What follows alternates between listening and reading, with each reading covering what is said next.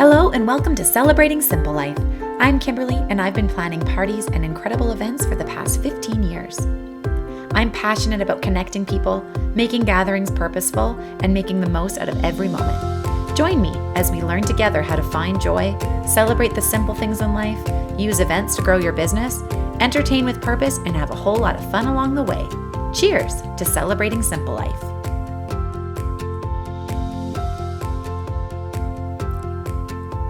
I could not be more excited to let you know that Shine Summit tickets are now available.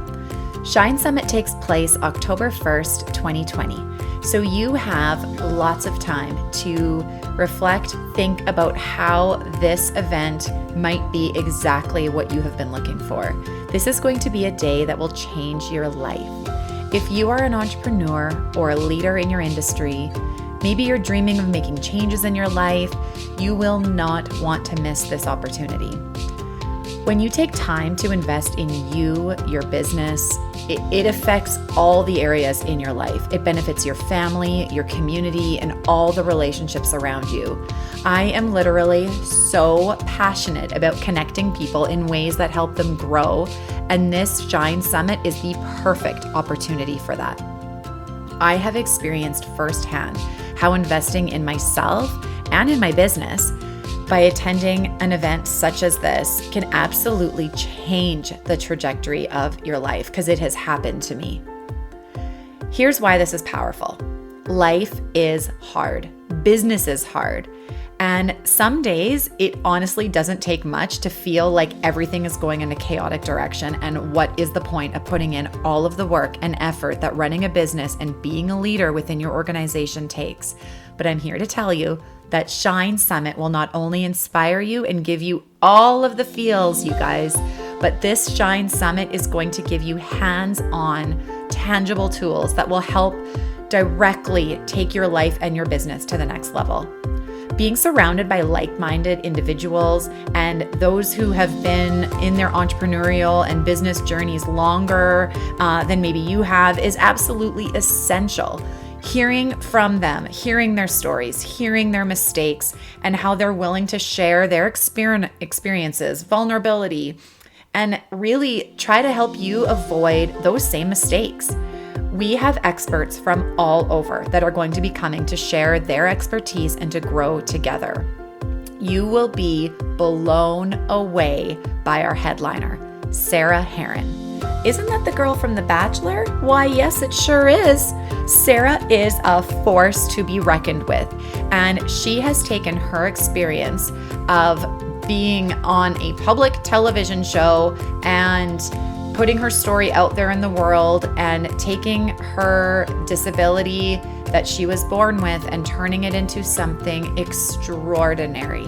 She has an incredible story, an incredible business sense, and she is such an inspiring woman.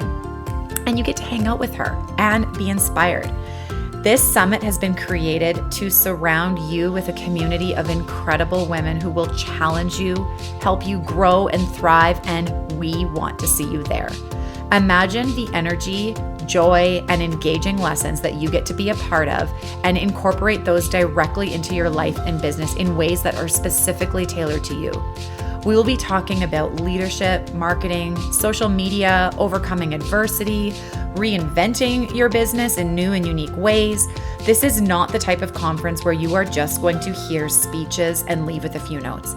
If you are struggling in finding your niche, to sell more, to organize your finances, or maybe you're even afraid to admit the things that you wish you understood in business, then this is the place for you. This is a summit where you will be challenged to be interactive, to dig deeper in order to achieve the goals that you are dreaming up. Shine Summit is being hosted in the most beautiful event space where everyone attending is there for the same purpose, to shine. These tickets are going to sell out fast, and as a listener of Celebrating Simple Life, the podcast, you are the first to know. Check out shinecollective.ca for all the juicy details. Before I introduce today's guest, I wanted to share a new podcast shout out on Instagram from Ask Mum Saskatoon. She writes, The podcast episode with Celebrating Simple Life and my girl Yesenia from the Block Farmhouse was so good. I've only been around Yesenia twice in real life, but man, I feel like I freaking know her. She's real and authentic, plus she speaks a bit about that on the podcast. Also about how to get into blogging and content creation organically and intentionally, and how she is growing her business AT Interiors while mommying. Girls got skills. Thank you so much, Ask Mom Saskatoon, for sharing this review on your Instagram stories. It means the world to me that you are sharing this out to your followers and getting friends to follow along on what Celebrating Simple Life, the podcast, is all about. Please email Kimberly at celebratingsimplelife.com to get your free gift. Today on Celebrating Simple Life, the podcast, I'm chatting with Andrea Gusta, owner of Luxquisite Clothing. Luxquisite Clothing is your ultimate online Canadian fashion destination. Their mission is to make fashion comfortable and affordable, and their belief that beauty lies in the simplicity of truth and originality. Their collections of trendy and fashionable apparel is made for real women of all shapes and sizes who want to discover their fashion sense or need to transform it. Their goal is to help women embrace their bodies without changing it. We are chatting all about life as an entrepreneur, growing an online retail business, and everything in between. So tune in.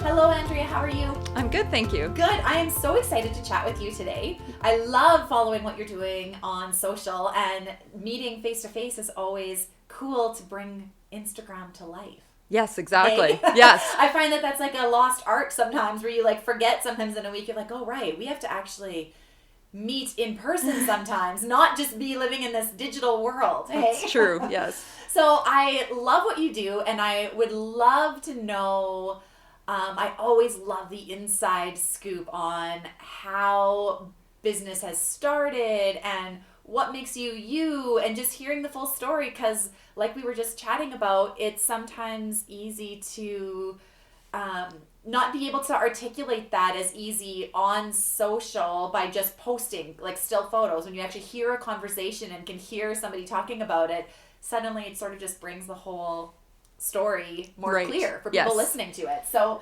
I would love to know how in your journey you became into the world of entrepreneur, and as well as with Luxquisite Clothing, how that all started and led you to where you are today. Sure. Yeah. Okay. Well, I kind of always had a history of entrepreneurship. Ever since I was little, I had the lemonade stands, and I was always thinking of the next greatest business. And so it's kind of always been in my blood, I would say. And when I was 24, I actually purchased my first business, which was a hair salon. Because I had... Oh, that's bold at 24. Yeah. So, I had gone to school, and then the opportunity presented itself. So I bought that business and owned that. Well, actually, I still have a hair salon, but now I work from home. Right. But I had that one for 8 years. And that's what got me really into the entrepreneurship and working with others. And so then, years down the road, I had my son, and I was just doing hair part-time.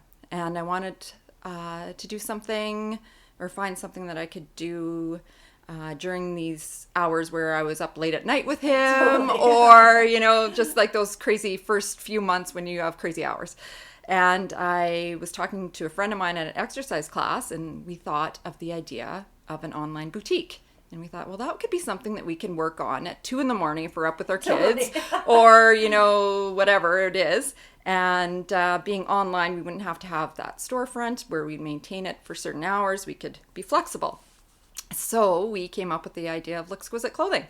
That's so great. Isn't it funny how life circumstances, like that might not have been something you even thought about needing to do when those weren't your hours, but then as soon as you have a kid and life goes into absolute chaos, how the ideas evolve and change based on your needs. Exactly, yeah. And how those crazy ideas come to you at 2 a.m. and that sort of thing. You know what? That and over wine to me are like where the best ideas happen. Exactly. How many wonderful things have come from that. Oh, that's so cool.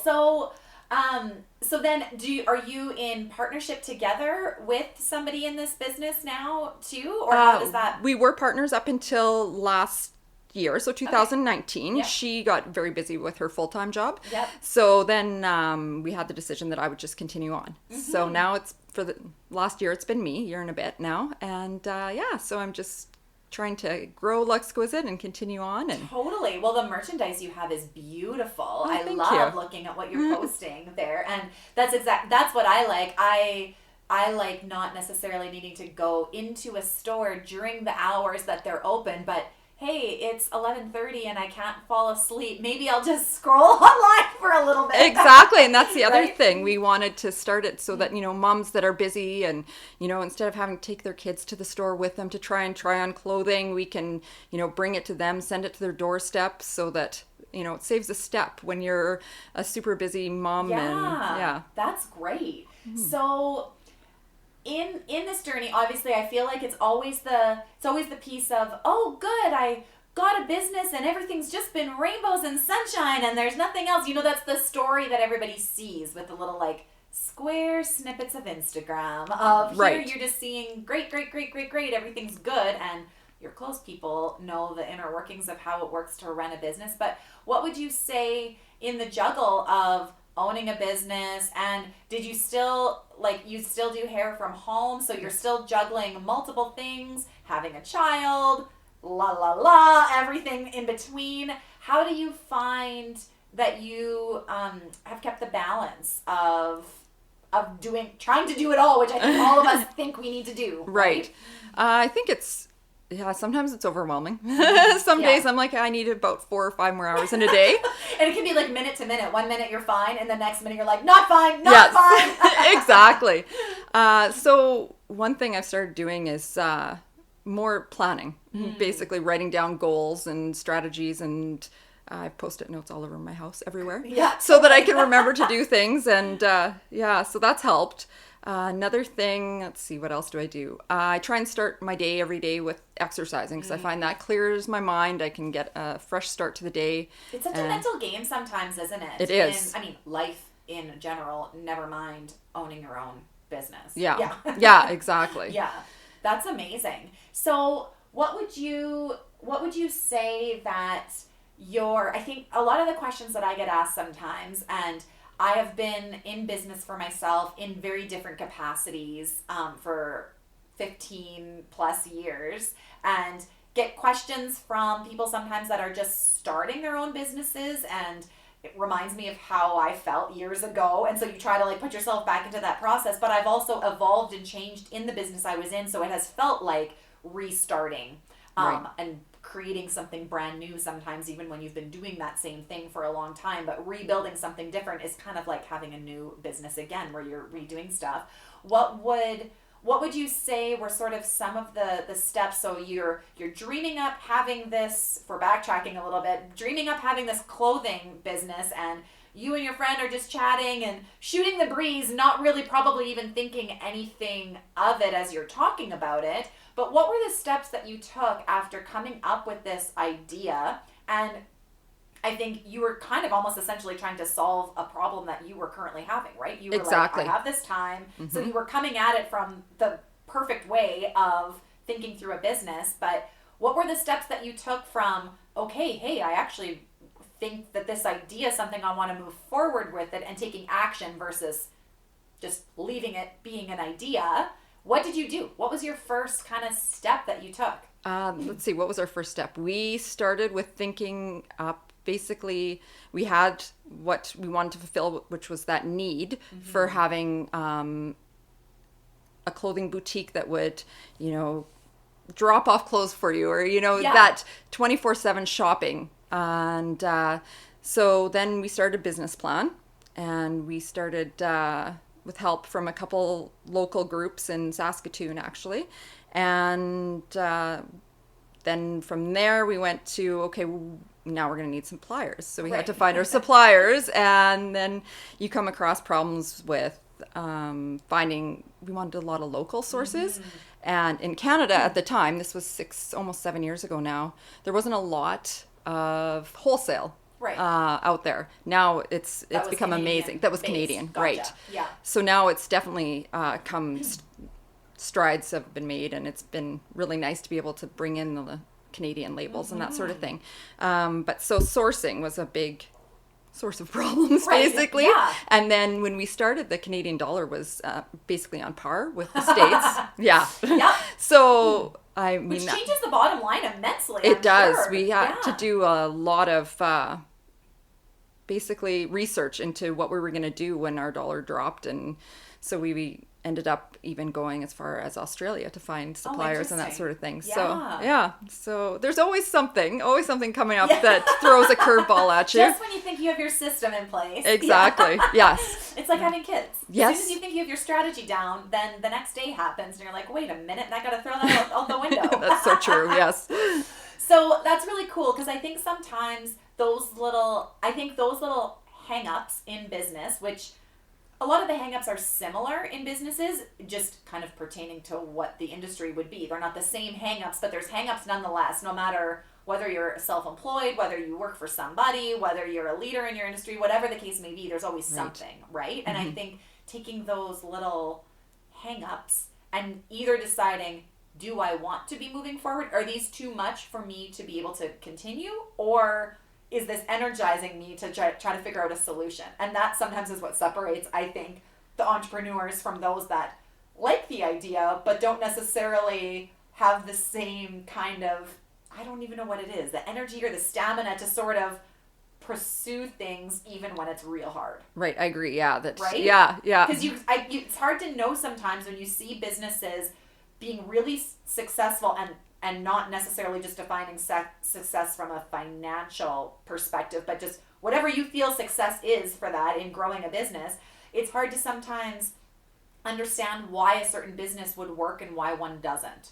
You know? When Yes. you look at it from the outside, you're Yeah. like, it seemed like they had everything lined up. What was it? You know? Exactly. And it's interesting to see, but when you talk about those would be things that I, not being in a retail, I guess, kind of type business, wouldn't have thought of in thinking about how the dollar would affect the bottom line and bringing in all of your stock and carrying all of that and trying to figure that all out. So I'm sure those are lessons that you kind of just learn along the way that you couldn't have necessarily predicted, hey? Pretty much, yeah. There's always a roadblock that comes up, and you're like, "Hey, which way, left or right here?" Now and what? yes, Totally. yeah. So once you finally got your, I guess, initial suppliers, and I'm sure that's an ever-evolving kind of type thing with new brands and new things coming up that you're learning about being in the industry. But what then, once you had that in place, how did you actually take the steps from, okay, we have this figured out to a point where we're comfortable launching and showing this to the world? How did you get from that point, and what were sort of some of the steps that you took to actually make that happen versus just keeping on dreaming about it, figuring it out, but not actually? I think sometimes businesses fall off the wayside at that point. Right. You're like, okay, this could be a really great idea, but I've either maybe changed my mind, or maybe the profit didn't look as great as I thought it might be, or whatever, millions of other reasons. How did you decide this is how we're going to move forward now? Well, I was fortunate. My business partner at the time, she had a history in computers, basically. So she helped design the website. And so she really got that up and running for us, which was fantastic because I don't have any training on that side. To know what our skills are and what our skills are not. Yes, yeah, exactly. So she ran with that part, and then I was busy finding the suppliers and that sort of thing on that end. And so once we got the website up, then it was like the hope and pray for the first little bit. Like, how do we get our name out there? How do people find us? Because we're located in Saskatoon, which is a small little area. And yeah, well, and if you're saying 7 years ago, like, things are a lot different. I mean, I think it's good and bad, right? There's maybe more competition, but social was very different 7 years than it is now too, right? That's an ever-evolving piece as well. And I think for new entrepreneurs who are recent, and this has always been the way that it is, like 15 years ago when we started, I wasn't posting things anywhere. No. It was like you had a website, maybe, and it just sort of sat there, and it wasn't like you were always evolving the content. That was a piece that I didn't really have to worry about at that point, which alleviated and made things more stressful because you were trying to get yourself out there. Yes, yeah exactly. So, trying to figure out how people were going to find us and see us online. Yeah. And then, to have that trust too, because there's a lot of online businesses that pop up and then they're gone, or you don't know the quality. And so we had to really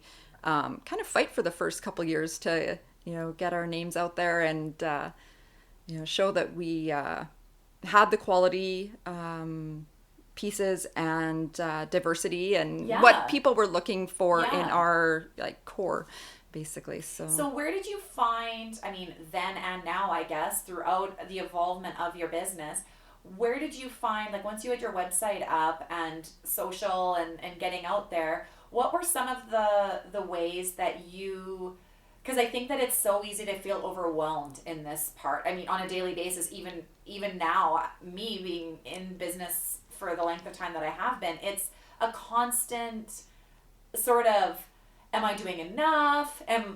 I feel like I'm doing too much sometimes. It's hard to kind of know what that balance is and where to put yourself and where to invest your efforts without feeling like you're spinning your wheels or being pulled in a million directions, and are you really getting the impact that you think you should be getting or whatever.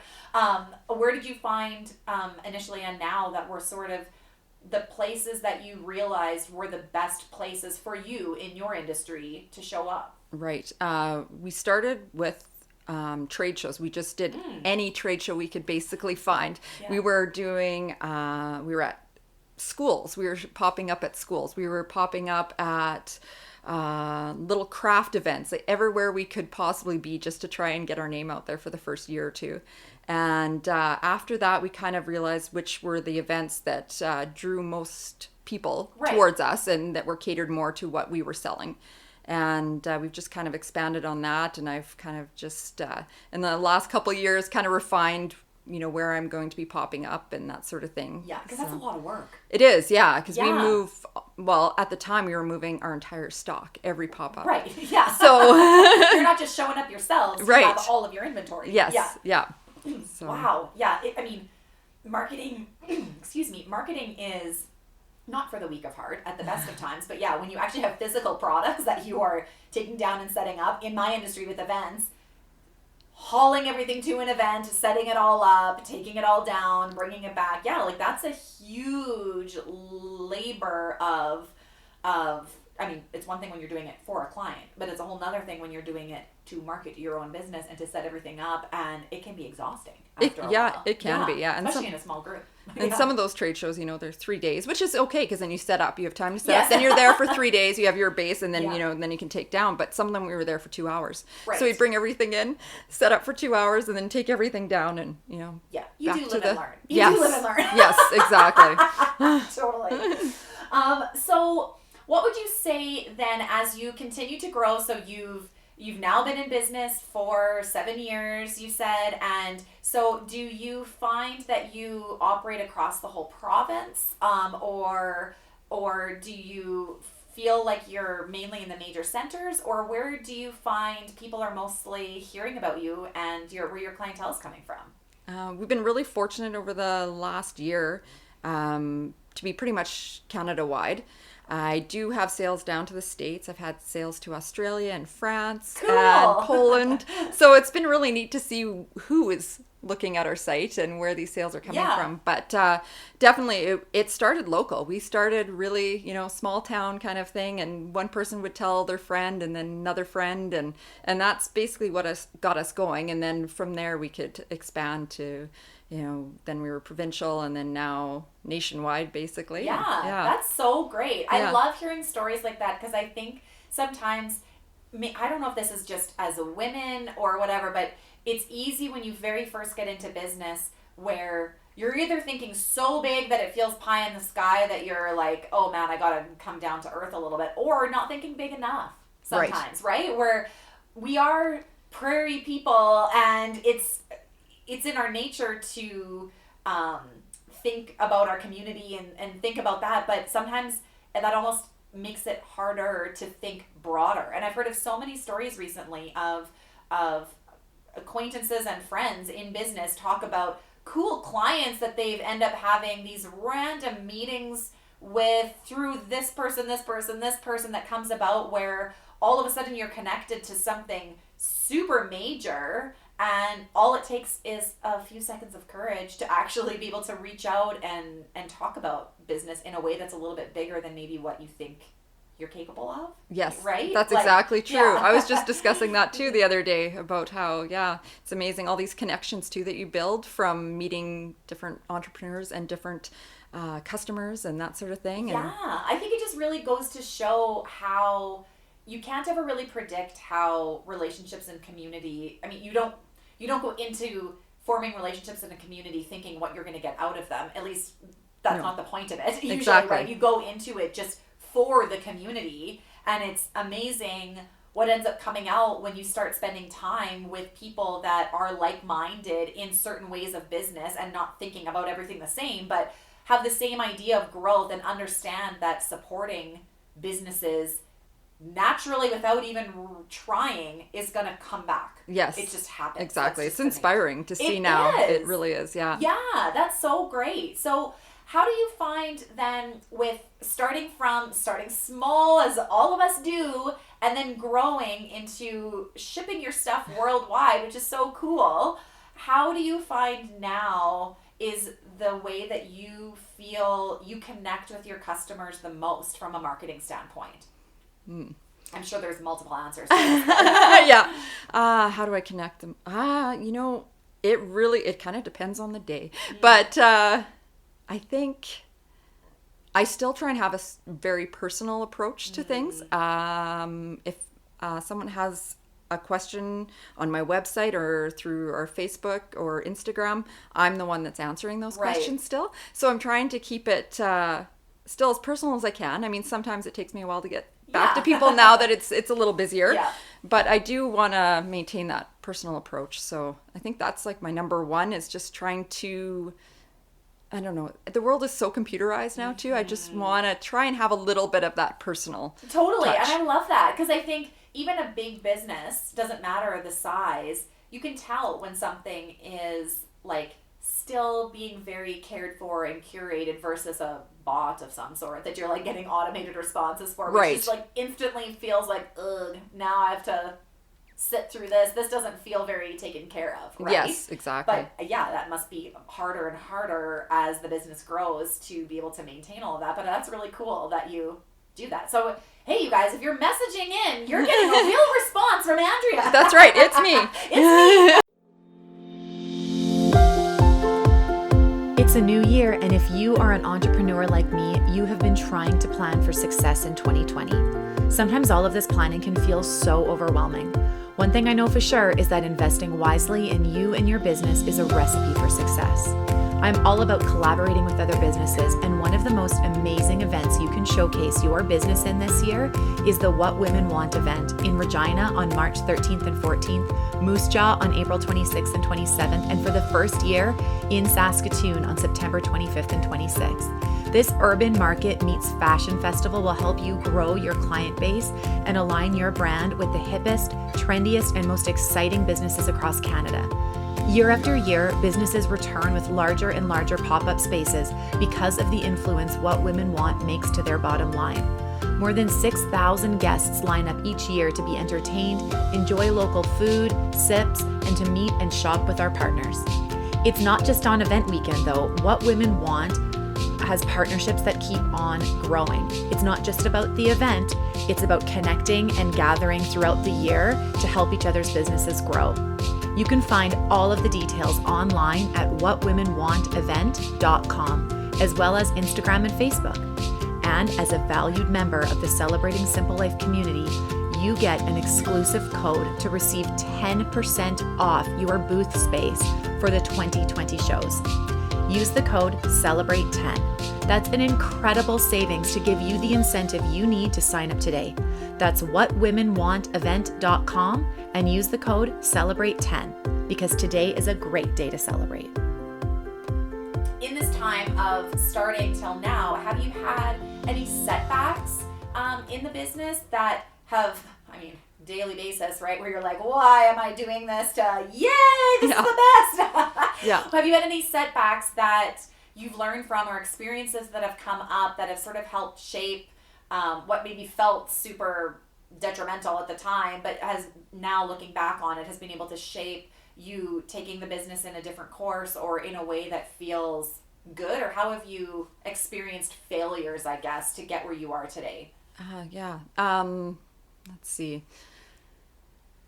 There's been a few setbacks. Like I said, with the dollar changing from the beginning, you have a bottom line and a business plan, and then all of a sudden your bottom line drops. Yeah. And one thing we noticed in the economy is, for our business, it's not the same month to month. Like we have high points and low points, and every year it seems to be different. It likes to throw a little curveball. Like, it'd be nice if it was just all in a pattern. And yeah, exactly. And be like, okay, this is going to be a good month. So basically what I've tried to do is plan for the unexpected, basically. Just, have a little bit of a backup as far as, a little extra money put away, in case you need that just cash flow. And, yes, exactly. And not living so much day to day. But because when you start, that's kind of what you have to do. And it's just and especially when you're carrying I'm a service-based business, but when you're carrying inventory, which I have done in previous business before where I've owned product, but when you're carrying inventory, that changes it. There's this added pressure of, this is here, I need to move this, I've already paid for this, now the cycle of it. Exactly. Right? How am I going to move it? And so it was just experienced trying different things, different sales that we had, and different locations for pop-ups, trying to find who our target audience was. It took us a little while to get that zoned in, but now I think we're finding it, and hopefully we can continue on that track. Yeah, totally. Well, that helps clarify a lot of things, doesn't it? When you feel like you are more clear yourself as to who the people are that are your customers versus just throwing it out to the world Definitely. And seeing what sticks. Yes. Yeah, absolutely. That's great. So what right now, as you grow in your business, and if you're like me, it's like a daily learning curve of new things every day in life and business, right? What gets you most excited about being an entrepreneur? And you have a few different facets with clothing and your hair and different things that, obviously I'm sure you find lots of sinking in those businesses as well. But what gets you most excited about being an entrepreneur and being in your business and seeing how things have evolved even over the 7 years that you've been doing Luxquisite to where you are now? I'm sure you can see a lot of different things that have happened over those 7 years. Yeah. What makes you most excited? I think the community, the entrepreneur community, actually is so supportive now. When I started my first business 20 years ago, there was no events for any, let alone women in business, but just in general, I was trying to find different courses I could take, or just to see, what was out there to learn.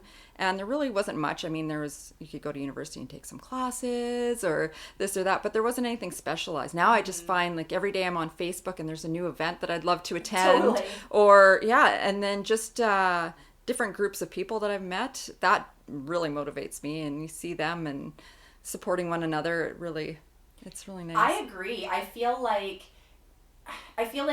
owning your own business can feel super lonely at times. In your mind that there's tons of other people doing the exact same thing, so you're not the only one, but I think it's easy to get in your head, especially when you can't predict what's going to happen day to day all the time. You sort of can see it, but you can't predict it, so it's easy to let one small thing that doesn't go right get you down. But that, to me, I agree with the community piece, has been for me the most energizing as well, where you're meeting with people who are probably not having their good days and bad days falling the same as yours. So you're getting that energy from them when you maybe are not having a great day, but I'm going to go to this thing anyways and then you go and you're like, oh, I'm so glad I did. Right? Exactly. Yes. Yeah. I'm so glad I did, because something will always happen. I think if in anything in life, if you put yourself out there, it doesn't have to be in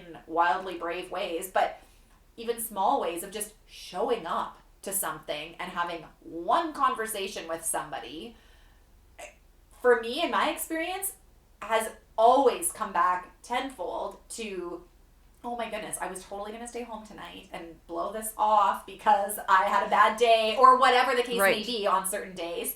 And then you go and I have never not been happy that I've put myself out there because something has always come of it. I've met somebody new or somebody I hadn't seen in a super long time is randomly there that you had no idea are they going to be there. You get to meet people from the venues that you're in. Like, I don't know. There's just always, if you're out looking for it, I think it appears. Right. Yeah, I agree 100%. Yeah. And I think it's easy. I know, I work from home, so home office. So especially in the depths of winter when going outside feels like the biggest burden in life. Yes. There is times where like weeks will go by where I have gone out and about to certain degrees, but where I'm sort of noticing myself be a little bit more home office, intentionally trying to do as much as I can from there versus having to go out. And that's when I can notice myself getting into like a state of maybe not finding as much joy in what I'm doing because I haven't had maybe as much of the in-person connection. You're still like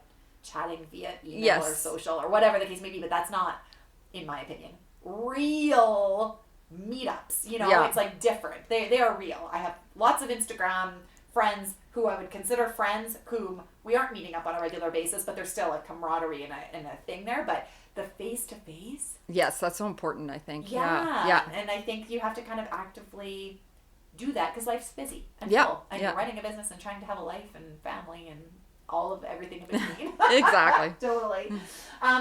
So have you had any milestones or, 7 years for Luxquisite, that's a big deal. I did an event for a few small businesses this past fall that were celebrating a few years in business, and one was 5 years and one was a bit more, and I was like, that's a big deal. I don't think we often give ourselves enough credit as business owners for these like milestones. You almost can't take time to celebrate them. Well, that's what I was just going to say. Sometimes it goes by so fast that it's like, poof, oh my gosh, 5, 6, 7 years we're coming on here. Yeah, like to look back and be like, wow, I was like, just hoping this would work for a year. Mm-hmm. Oh, good. Now it's worked for 2. Oh, good. Now it's worked for 5, right? Like, I think celebrating that, and that again comes back to the community of like having people that you can be like, hey, I'm super pumped. I've been in business for 7 years, and nobody's going to look at you and say, oh, wow, good for you. They're going to be like, that is amazing, because they will know how much effort and determination it takes to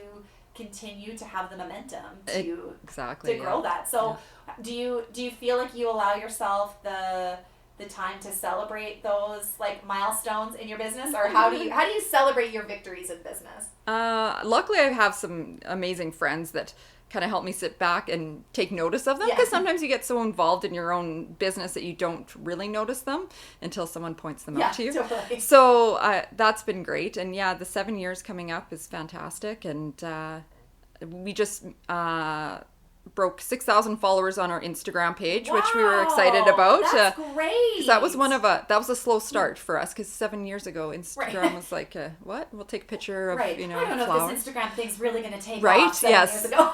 So now it's so huge. So just the organic growth of that was a nice milestone to reach. Oh, absolutely. I love that. And I think that is something to celebrate, because you're not celebrating it in a, oh, look at us, we have 7,000 or 6,000 followers, but it's a, yay, I have worked my tail off to organically grow this business, and these people like what's going out there, and I'm seeing direct return on these followers, and everyone's helping each other. Mm-hmm. That's amazing. Yeah. That's amazing.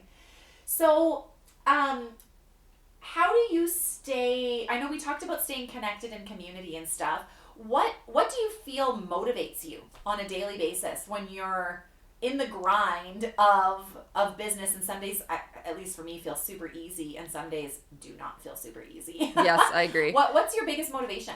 You know what? I'd actually have to say competition. Oh, that's a good answer. It's been my motivation lately, and I love it. It keeps me on my toes. It makes me more creative. When I first started, it was like you said, online shopping 7 years ago was out there, definitely, but it has grown so much that there's so much more competition. And it's neat to see what everyone else is doing, coming up with. And so now I like it to just kind of keeps me on my toes. Yeah. And it doesn't let me sit back and go, oh, okay, yeah, things are good. No, Totally. I need to always be out there trying to find the next greatest Well, thing. that's exactly it. And I think that people can look at it in such different ways. I think sometimes it almost becomes debilitating for people that don't look at it that way, because it is easy, again, to get in your own head and to be like, oh man, these people are doing it so much better or whatever. But I find that for myself,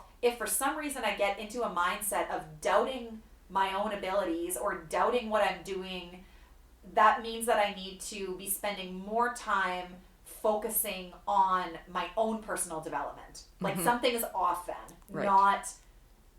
It's not anybody else's problem that they have cool business ideas. That has no marking on my own. It shouldn't have any marking on my own business, because that's their business and there's room for everybody. Yes. Yeah. And I think that's a topic that used to not be talked about as much, right? It was, there's a competition and we'll be scared. Right. There's competition, right? Like, it wasn't looked at as a good thing. It was always my competitors. But I love that I can have conversations in my industry with other people in the event industry, and I'm not trying to go and do what you're doing, and I'm not trying to take any of your clients. I'm not trying to do any of that. I'm staying in my own lane, and I'm just wanting to understand how you do something, and happy to answer questions if you want to know how I do something, because that to me is almost a form of flattery. When somebody wants to understand how I do something, it means they think I'm doing something right. I agree. Yes. Right? Yeah. Yeah. Yeah, that's cool. That's a good answer. I feel like if more people thought of competition, and even criticism and those types of things as that's another motivation, big one. Yes. rather than I'm a horrible person, nobody likes me. Right. Right? I think it'd be easier to take that as momentum rather than I gotta shut down the doors. Somebody said something bad to me. And it took me a while to get my head around that too. It wasn't, because it's your business, it's your pride and joy. And when you first start hearing, any criticism or anything like that, you take it to heart. Yes. But then now, after a few years, you realize that, what, this is going to be helpful. We can, benefit from this. Well, that's right. And people are going to have opinions whether things are going wonderfully or not. Like, it really... that to me is always what I remind myself too. It has nothing really to do of, I think sometimes there are certain days where maybe your mindset and whatever can take something differently, whereas, if somebody said that to me tomorrow, I would be fine. But today I'm in a bit of a mood and this is like not working for me. So true. Yeah. Right? Been there. Yeah. Yeah. So taking like a breath and realizing like it's not always the way that it seems, and your own healthy mindset or not healthy mindset, it can be sometimes what turns that from being attacked to, okay, this is out there, now what? Yes. Right? Where are we going to go from here? That's right. I find actually with kids having 2 daughters, that has come back to me even more so, because they're coming up with situations that are coming up in their life in their own age group style things, which when they tell them to me, I'm like, oh, that's not a big deal. But never saying that to them. Right. Because it is a big deal. Yeah, it's huge to them. It's huge to them. And like having those conversations, but it's learning how to do that from that stage already. It's almost like a bit of a practice to learn how to build thicker skin and to learn how to communicate instead of making assumptions. Right. Yes. Okay. Yeah. Yep. Exactly. That's so great. So I always like to wrap up the interview with the same questions. So that we can get to know the real you and who is Andrea behind Luxquisite Clothing. Because I think sometimes that it's easy on, like, even on social to, like, not really know who the person is. And I love that you said you're the one that messages back for your things, because it's so I mean, I've had over the years different people helping with social media and like different types of things too, and it's almost, I found it almost challenging and feeling not quite as connected in my own business when I wasn't the one seeing necessarily the things that were going on. It can be extremely helpful, and it is nice to have people on your team to do stuff. Help, yes. Yeah, I'm definitely guilty of like not knowing quite how to let go of things. We'll have a whole other podcast about that. Yes. How to let go and not be a control freak. Yeah. But yeah, I feel like it's so easy to feel like you do need to do it all. But it is nice to know also that the person who is the face of the business essentially is having her hand in those like little nitty gritty pieces that is cool to see. Thank you. So what for you on a daily basis, life is full and busy and chaotic. What is something that you do every morning that like sets the tone for your day? Do you have something that you do? Or is each day different and it's like, we're just surviving? That's fair too. Try and start the day with some form of exercise now. It's been a few years now that I've been doing that, and it just helps me clear my head and get the day started right. Yeah. Almost like the habit of it just tells your body like it's time to... Yeah, it just starts my day. Yeah, good for you. Exactly. That's a very good habit. I try to walk in the mornings when it's not minus 47. Right. Thank you, Saskatchewan. Outside, yeah, totally. And like at least 4 kilometers of like going for it. And it took me a long time to get to the point of starting each day doing that, because it always felt like it was easy to jump into something else first and then it wouldn't happen. But yeah, I think if you can just go, lay the clothes out. That's what I quickly put on the workout gear first thing before it seems like anything else should happen. Yeah, good for you. That's a great habit. Do you drink coffee? I do. What's your coffee order? Some mornings it's black because I need all the caffeine. I don't want to dilute any bit of it. But typically I would say I like a little bit of cream and some sweetener in there. And that's my go-to. That's your go-to. That's good. I am a coffee drinker too. Yeah. What is something that you always have in your purse? Like day to day, never fails, this is here. This is going to sound kind of funny probably to most people. Headphones. Oh, yeah. I'm a music person, so I just always like to have my headphones with me, especially when I travel and that sort of thing. It helps relax me, and if I'm feeling super stressed, I put on a couple tunes. That's and good to know that about yourself, hey? So like, what can distress? Everyone's like, headphones, really? I love hearing that. I love hearing the answers that I get from these questions because it's all over the map. What is one thing, I know you talked about exercising in the morning and stuff, but on a day-to-day or as often as you can, what is something that you intentionally do for self-care to help protect your mental health, whether it be super small or something big? Let's see, what do I do? Being a hairstylist, I go for massages because it helps to keep me feeling healthy and, aligned and so that's good. That's one thing regularly that I do. And then there's a few small things, it's nice to treat yourself to like a pedicure once in a while and just have some time, actually, even 10 minutes a day to just sit and relax without thinking of what's the next 10 things I have to do. So, just that's even a great that answer. something. It's so true, though, isn't it? I feel like as I get older and years go on, to even just remind yourself of what you actually find relaxing. Yes. Like, what does relaxing mean? I was having this conversation with my girls the other day because they started, this is like a few years already, and I don't know where this came from, but somehow I've gone with this and I'm trying to break the habit now. Every time they felt like they wanted to like watch a TV show or something, or just wanted to veg out and tune out, they would say, I'm going to go relax. And I knew that meant watching TV. Right. And all of a sudden, more recently, I was like, wait a minute. That is nothing wrong with watching TV. Love me some Netflix, yeah, for sure. But I was like, you guys realize that watching TV isn't the only definition of relaxing, right? I just want to make sure that we're all on the same page here, that Netflix doesn't equal relaxation. Sure, it's one relaxing thing to do for some people, some not. One aspect, but why don't you just tell me you want to go watch TV? Not, I want to go relax, because I would give you a lot of other things that would also be very relaxing that wouldn't involve Netflix. Right, yeah.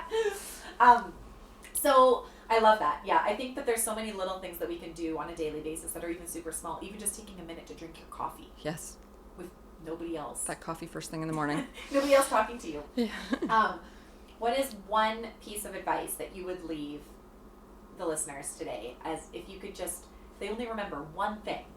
I would say, as an entrepreneur, just don't be afraid to ask for help. I think I tried to do too much. Sometimes you try and do too much all by yourself, and then it gets overwhelming. So yeah, don't be afraid to ask others for help or reach out to different groups. And I think that sometimes too, like it's like there's like this innate thing where you just always want to appear that you have it all together. Right. Yes. Like it's like a protective thing for your own business, but you don't mean to do that, but then it turns into this like habit of, oh wait, now I can't ask for help because everyone thinks I have it together, so I better just keep running this hamster wheel. Exactly. Yeah. Right? Yeah. Oh, I love that. That is so great. So ask for help, people. Ask for help. Yeah. Thank you so much for the conversation today. I just love what you're doing, and thank you for sharing so candidly about everything that's going on in Luxquisite. And I will share in the show notes your website and tag, so follow along, and thank you very much for being here. Oh, thanks so much for having me. Absolutely. This show would not be possible without you, my incredible listeners. It would mean the world to me if you would subscribe to Celebrating Simple Life on Apple Podcasts, or download and listen on Spotify, Google Podcasts, or wherever you choose to listen. If you really want to make my day, leave a review. These reviews, ratings, and sharing screenshots of podcast episodes that were engaging for you on your Instagram stories and tagging friends that you think should hear the episode too really helps the podcast grow. It makes me so happy that I often select reviews to read on the show, and if yours is chosen, you will receive a special gift from me. Thank you for being a part of my mission to connect stories of business and life. Cheers to Celebrating Simple Life.